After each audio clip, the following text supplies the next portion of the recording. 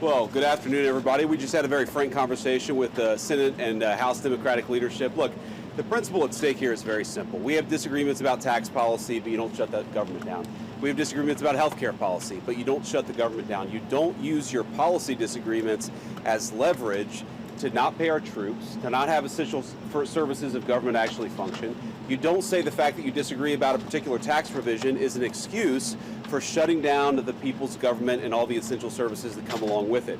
If you look at what Chuck Schumer has said in the past consistently, it's whatever our disagreements are, let's negotiate with them, let's talk about them, let's figure out a bipartisan solution, but you don't shut the government down. In other words, you don't put a gun to the American people's head and say, unless you do exactly what Senate and House Democrats want you to do, we're going to shut down your government. That's exactly what they're proposing out there. Now, we have to remember, they're very frustrated. They say that they're very frustrated about the fact that this negotiation has not taken place until today. But if you look at the original thing they did with this negotiation, it was a $1.5 trillion spending package, basically saying to the American people, we want to give massive amounts of money, hundreds of billions of dollars to illegal aliens for their health care, while Americans are struggling to pay their health care bills. That was their initial foray into this negotiation. We thought it was absurd. We told them it was absurd, and now they come in here saying that if you don't give us everything that we want, we're going to shut down the government. We think that's preposterous. We think it's totally unacceptable, and we think the American people are going to suffer because these guys won't do the right thing. Now, I want to make one final point here. You will hear a lot from Senate Democrats, from House Democrats about the fact that American health care policy is broken. Well, we know that American health care policy is broken. We've been trying to fix it for the 8 months that we've been in office, but every single thing that they accuse about being broken about American health care is policy the Democrats have supported for the past decade. So if they want to talk about how to fix American health care policy, let's do it. The Speaker would love to do it. The Senate Majority Leader would love to do it. Let's work on it together, but let's do it in the context of an open government that's providing essential services to the American people. That's all that we're proposing to do, and the fact that they refuse to do that shows how unreasonable their position is. I think we're headed to a shutdown because the Democrats won't do the right thing. I hope they change their mind, but we're going to see. I'll let the Speaker say a few words. Thank you, Vice President Vance. I want to thank the President as well. They showed strong leadership today. They invited the 4 leaders over here because the President is operating in good faith, and he demonstrated that very well.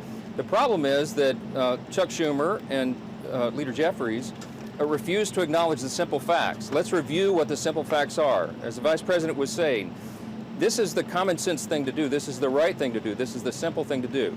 By way of review, the House is getting back to the way the regular appropriations process is supposed to work.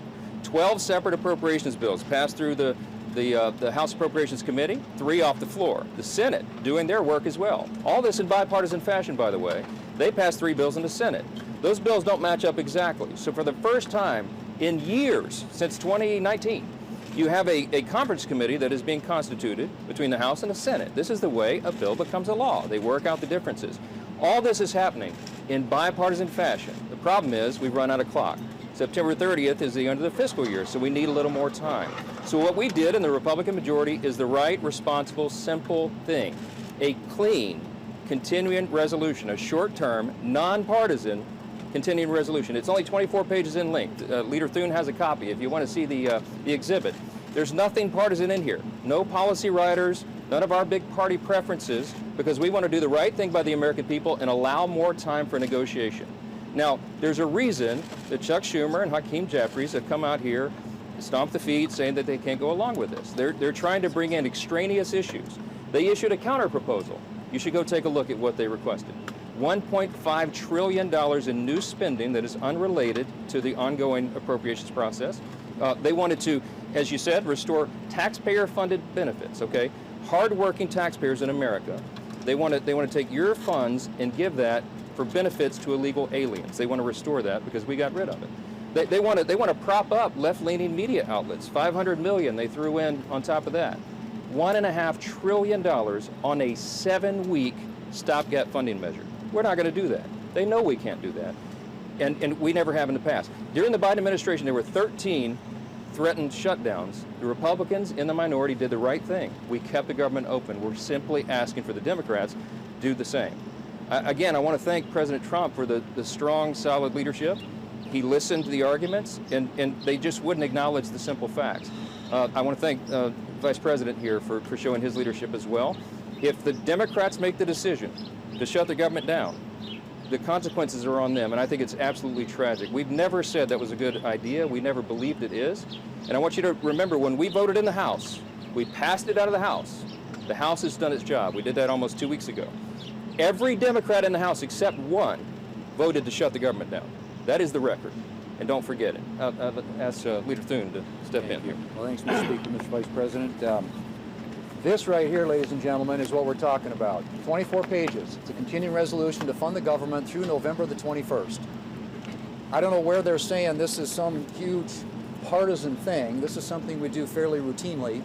And when the Democrats had the majority on 13 different occasions, they had the majority, President Biden was in the White House, we passed continuing resolutions to fund the government. This is purely and simply hostage taking on behalf of the Democrats. The Republicans are united.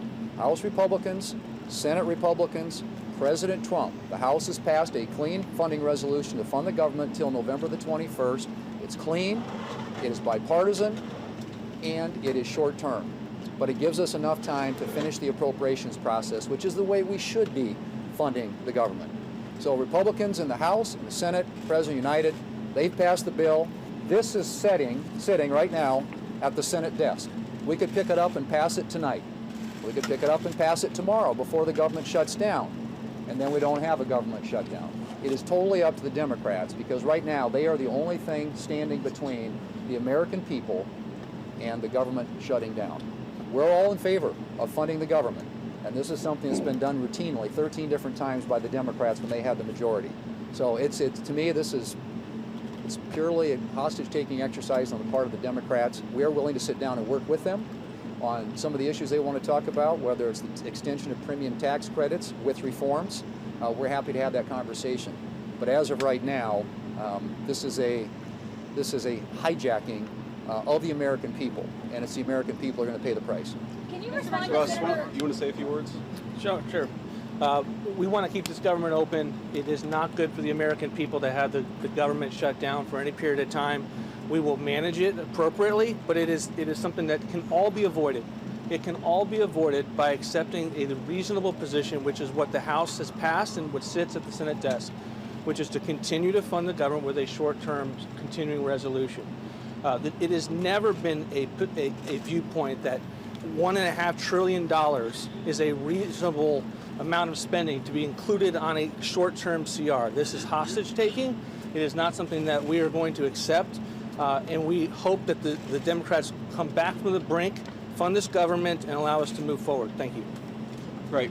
Mr. What's up? President, so just to be clear, is there room for negotiation here with Democrats? And you mentioned you believe that we are headed toward a government shutdown. Is the federal government preparing to fire federal workers if the government does indeed shut down? Well, first of all, we have to keep essential services functioning as well as possible if the Democrats shut down the government, and Russ has been tasked with making sure that's possible. Now, you asked about negotiations. One of the things I admired about the president, but frankly the entire team's approach during the conversation we just had with Chuck Schumer and Hakeem Jeffries was, they have some crazy ideas. Giving taxpayer money to illegal aliens for health care, that's a crazy idea. Funding transgender surgeries in Peru, that's a crazy idea. But they had some ideas that I actually thought were reasonable, and they had some ideas that the president thought was reasonable. What's not reasonable is to hold those ideas as leverage and to shut down the government unless we give you everything that you want. There were multiple times where Leader Jeffries or Leader Schumer would say, you know what, we should be doing this, and the President of the United States would say, yeah, absolutely, let's have that conversation, but we're going to do it in the context of the people's government being open. We're not going to let you take the people's government hostage and then give you everything that you want. And that's really the state of the negotiation. Yeah, let's have a conversation, let's have a negotiation, but we're not going to shut down the government because we won't give the Democrats everything that they want. Can you respond to what Senator Schumer said, that there were aspects about health care ending for certain people that the president was learning about for the first time in that meeting? And was the president open to a deal on the ACA subsidies?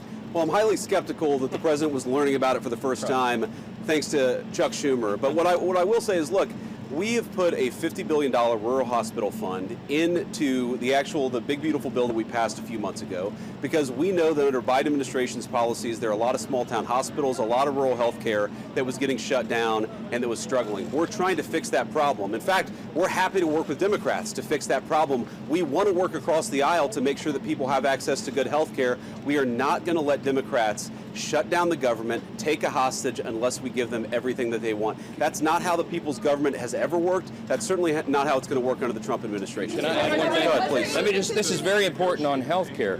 Their counterproposal, what Chuck Schumer and Hakeem Jeffries are demanding, is that they claw back the $50 billion that we put into the rural hospital support structure. They want to take that back. We're not going to do that. We passed that because we have to allow for that. Also, if they shut the government down, not only are troops unpaid, federal workers, and all the services that everybody relies upon, but the WIC program, the nutrition program, women, infant, and children, they will not get that program, will not be funded. FEMA won't be funded. We have hurricanes off the coast of the United States right now. This is serious business. You have telehealth, you have mental health services, all that's funded by the government would stop if Chuck Schumer and Hakeem Jeffries and the Democrats have their way. The Democrat shutdown would be damaging for the country. We can't allow for it. Yeah. Thank you all. Are you open to negotiate? Was there any mention of passing a shorter CR?